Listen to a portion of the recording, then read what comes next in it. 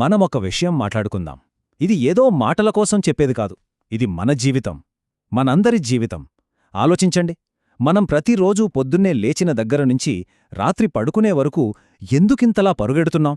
ఎవరికోసమింత కష్టపెడుతున్నాం? మన పిల్లల కోసం, మన కుటుంబం కోసం, వాళ్ల భవిష్యత్తు బాగుండాలని, వాళ్ళు ఏ లోటూ లేకుండా సంతోషంగా ఉండాలనే కదా. ఆ సంతోషం కోసమే కదా మనం మన ఆరోగ్యాన్ని, మన సమయాన్ని, చివరికి మన సొంత కోరికలను కూడా పక్కన పెట్టి రాత్రి పగలు కష్టపడుతున్నది. కాని ఒక్క క్షణం గుండెమీద చేయి వేసుకుని నిజాయితీగా ఆలోచిద్దాం.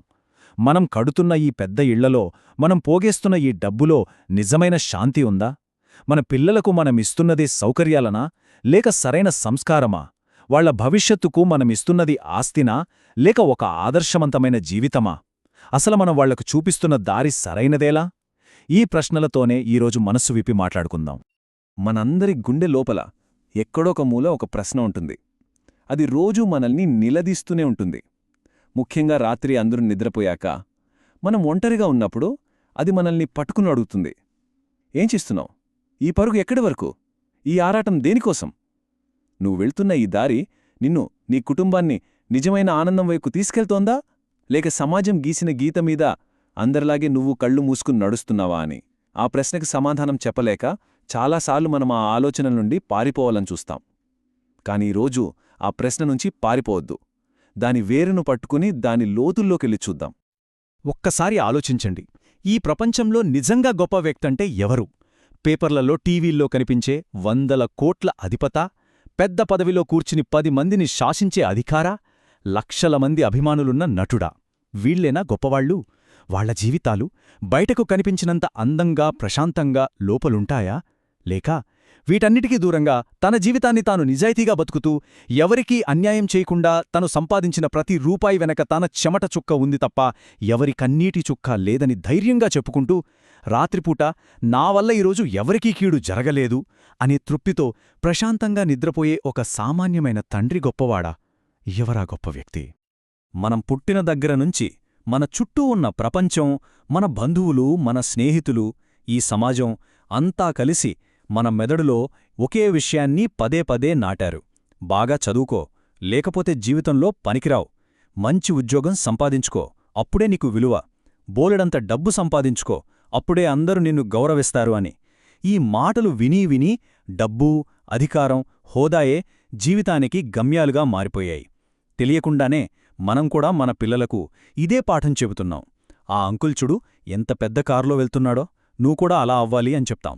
కాని ఆ కారు నడిపే మనిషి మనసులో ఎంత అలజడి ఉందో, ఎంత తుపాను రేగుతోందో మనం ఒక్క క్షణం కూడా ఆలోచించం. కాని ఒక్క క్షణం ఆగి ఆలోచిద్దాం, నిజంగా ఇదేనా జీవిత సత్యం? ఈ పరుగు పందెంలో మనం ఏం కోల్పోతున్నాం? డబ్బు సంపాదించే ఆరాటంలో మన పిల్లలు మనతో ఆడుకోవాలనుకున్న సమయాన్ని కోల్పోయాం. వాళ్ల మొదటి అడుగు, వాళ్ల మొదటి మాట, వాళ్ల స్కూల్లో జరిగిన చిన్న చిన్న సంతోషాలు ఎన్నో కోల్పోయాం. మన వృద్ధాప్యంలో ఉన్న తల్లిదండ్రులతో మాట్లాడాల్సిన మాటలు, వాళ్లతో గడపాల్సిన విలువైన క్షణాలు కోల్పోయాం. అన్నిటికన్నా ముఖ్యంగా మన ఆరోగ్యాన్ని, మన మానసిక ప్రశాంతతను పణంగా పెడుతున్నాం. ఇవన్నీ కోల్పోయి మనం సాధిస్తున్నది నిజమైన విజయమేనా? ఇది మనల్ని మనం వేసుకోవాల్సిన అతిపెద్ద, అతి ముఖ్యమైన ప్రశ్న. ఇప్పుడు మనం బయటకు కనిపించే ప్రపంచానికి, దాని వెనుక దాగి ఉన్న నిజానికి మధ్య ఉన్న తేడాను చూద్దాం. ఈ ప్రపంచం ఉందే, అదొక పెద్ద అద్దాల మెడలాంటిది. బయటకు అంతా మెరుస్తూ జిగేల్మంటూ కనిపిస్తుంది. కాని లోపలికి వెళ్తే దారి తెలియని ఒక చిట్టడవి అది. బయటకు కనిపించేది ఎప్పుడూ నిజం కాదు. ఆ మాయను మనం ఛేదించాలి. మన కళ్లకు ఏం కనిపిస్తుంది చెప్పండి? ఖరీదైన కార్లు, ఆకాశాన్ని తాకే భవనాలు, 10 మంది వాళ్ల వెనక తిరుగుతుంటే వాళ్ల హోదా చూసి అబ్బా, ఏం జీవితం వాళ్లది, ఎంత అదృష్టవంతులు అనుకుంటాం. నా పిల్లలకు ఇలాంటి జీవితమివ్వాలి అని కలలు కంటాం. ఆ కల కనడంలో తప్పేం లేదు. కాని అది కథకు ఒకవైపు మాత్రమే, నాణ్యానికి అది ఒకవైపు మాత్రమే. సరే, ఇప్పుడు ఆ నాణానికి రెండో వైపు చూద్దాం. ఆ పెద్ద పెద్ద భవనాల్లో, ఆ పట్టుపరుపుల మీద, ఆ ఏసీ గదిలో చాలామందికి రాత్రులు నిద్రపట్టదు. ఆ సంపదని ఎలా కాపాడుకోవాలి, ఎవరైనా మోసం చేస్తారేమో, వ్యాపారంలో నష్టమొస్తుందేమో, రేపు ఏమవుతుందోనన్న భయంతో, ఆందోళనతో రాత్రులు గడుపుతారు. బయటకు నవ్వుతూ కనిపిస్తారు, కాని వాళ్ల లోపల నిత్యం ఒక యుద్ధం జరుగుతూనే ఉంటుంది. వాళ్లకి తెలుసు, వాళ్లు కూర్చున్న కుర్చీ కింద ఎన్ని నిప్పులున్నాయో. ఒక్క తప్పు నిర్ణయం తీసుకుంటే ఒక్క రాత్రిలో అంతా తలకిందులైపోతుందని వాళ్ళకి తెలుసు. ఈ జీవితం ఎందుకురా బాబూ ఇలా అయ్యింది అని లోలోపల మదనపడేవాళ్లు ఎంతోమంది. దీన్ని ఒక చిన్న ఉదాహరణతో అర్థం చేసుకుందాం. ఒకవైపు 100 కోట్లు సంపాదించిన ఒక పెద్ద వ్యాపారవేత్త.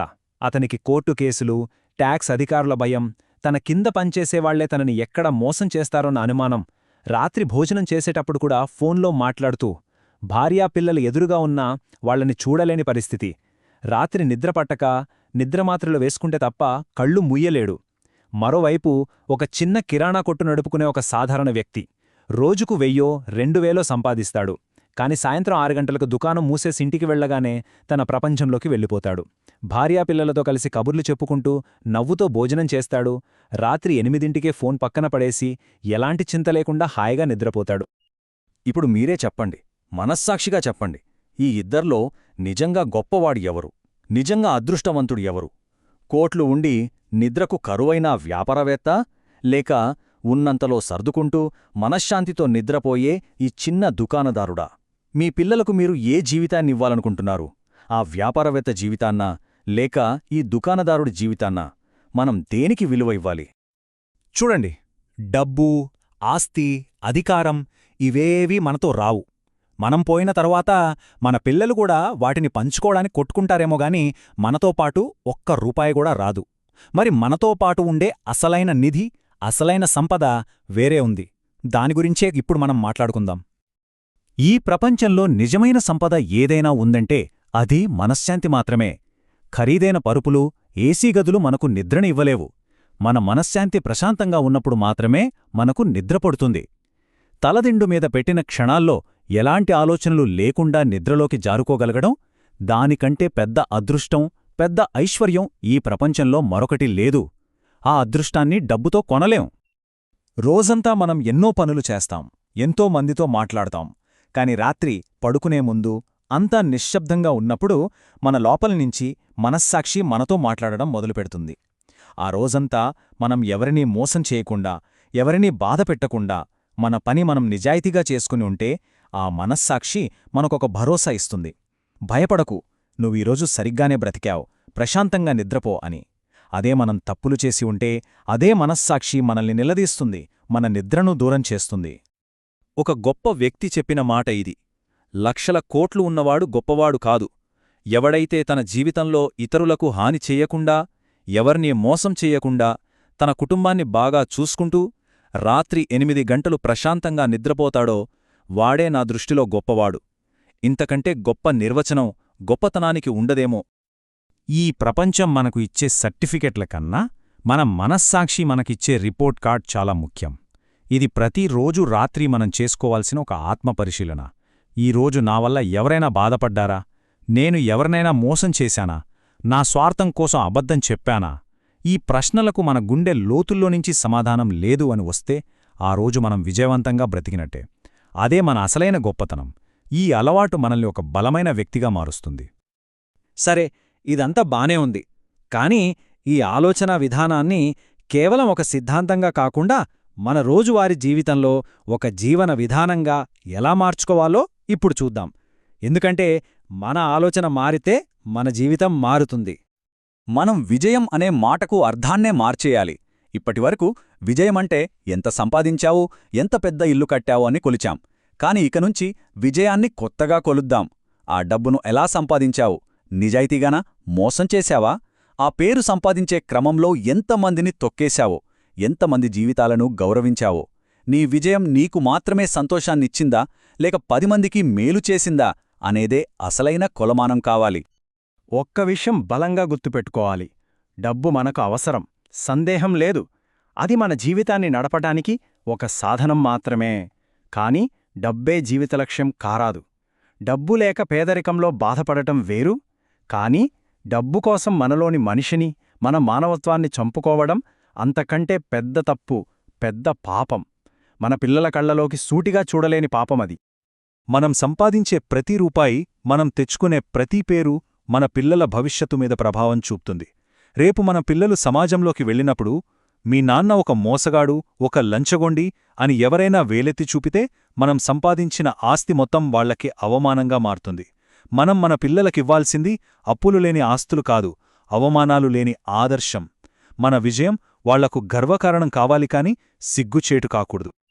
మన చుట్టూనే నిజమైన హీరోలు ఎంతోమంది ఉన్నారు, కాని వాళ్ల ఫోటోలు పేపర్లో రావు, టీవీల్లో ఇంటర్వ్యూలో రావు.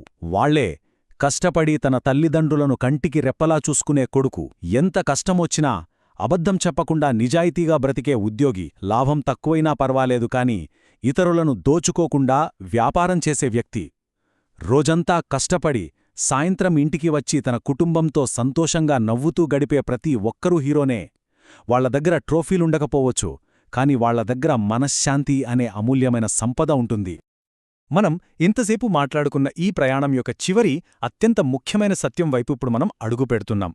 జీవితంలో మనం ఎన్ని చేసినా ఈ ఒక్క సత్యాన్ని గుర్తుంచుకుంటే చాలు. ఇది మనందరికీ తెలిసిన సత్యమే. అలెగ్జాండర్ అంతటివాడే ప్రపంచాన్ని జయించి వెళ్లేటప్పుడు తన 2 చేతులూ ఖాళీగా ఉన్నాయని చూపించి వెళ్లాడు. మనం ఎంత సంపాదించినా, ఎంత అధికారాన్ని పొందినా, చివరికి మనం వెళ్లేటప్పుడు ఒక్క రూపాయి కూడా మనతో తీసుకువెళ్లలేం. మన కాలు గ్యారేజ్లోనే ఉంటుంది, మన ఇల్లు ఇక్కడే ఉంటుంది, మన బ్యాంకు ఖాతా కూడా ఇక్కడే ఉండిపోతుంది. మరి మనతో పాటు వచ్చేదేంటి? ఒక్కటే, మన జీవితకాలంలో మనం కూడబెట్టుకున్న పుణ్య పాపాల బరువు లేదా తేలిక, మన మనస్సాక్షిమీద మనం మోపుకున్న భారం లేదా మనం సంపాదించుకున్న ప్రశాంతత. మనం బ్రతికినన్నాళ్ళు ఇతరులకు మంచి చేసి నిజాయితీగా జీవిస్తే మన మనసు తేలికగా ఉంటుంది. అదే మనతో వస్తుంది.